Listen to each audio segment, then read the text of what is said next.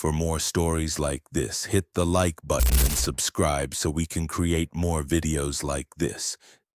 In the quaint English town of Hambleton, nestled between green hills and cobbled streets, lived a 15-year-old boy named Oliver Morgan.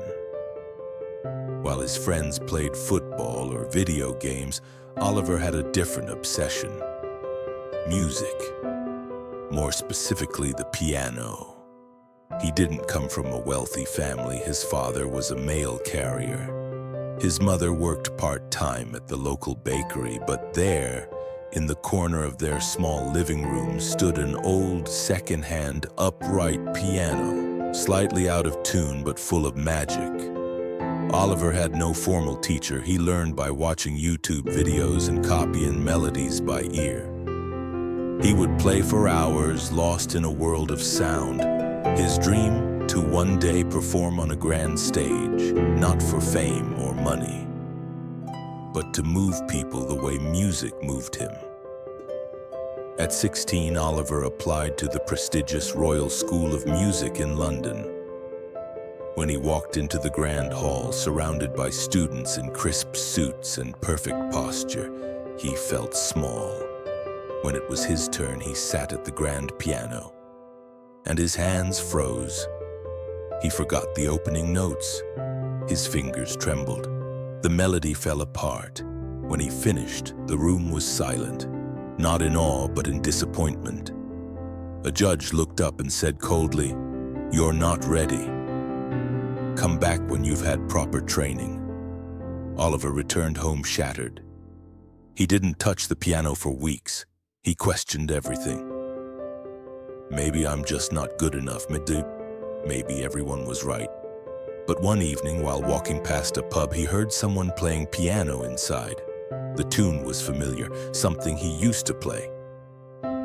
He stopped, closed his eyes, and something stirred in his heart.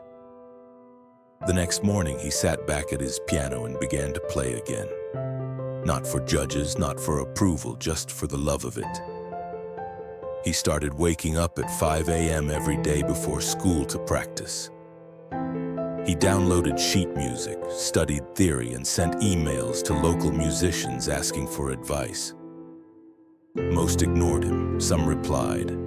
One, an elderly blind pianist named Mr. Whitaker, agreed to mentor him once a week. Under Mr. Whitaker's guidance, Oliver grew, not just in skill, but in emotion. He learned how to tell a story through music. Still, the road was hard. He failed auditions. His YouTube videos barely got views. Some nights he cried in silence, the piano lid closed like a coffin. But he remembered what Mr. Whitaker told him. Failure isn't the opposite of success, Oliver. It's part of it. At 18, Oliver entered a local talent show, not to win, but to overcome fear. This time, he played not with perfection, but with passion. A piece he had composed himself, filled with every heartbreak, every failure, every quiet moment of doubt. When he finished, the room didn't just clap, they stood. Some wiped away tears. Among the crowd was a retired music producer who later offered Oliver a chance to record his first album. Oliver's name is now known by many. His performances are raw, real, and unforgettable. But he still keeps the old piano in his living room, the one he first learned on. And whenever someone asks him how he made it, he smiles and says, "I failed more times than I can count, but I never stopped playing." Moral of the story: failure is not the end. It's a stepping stone to greatness. Like Oliver, if you hold on, learn, and grow, your failures will become the very foundation of your success.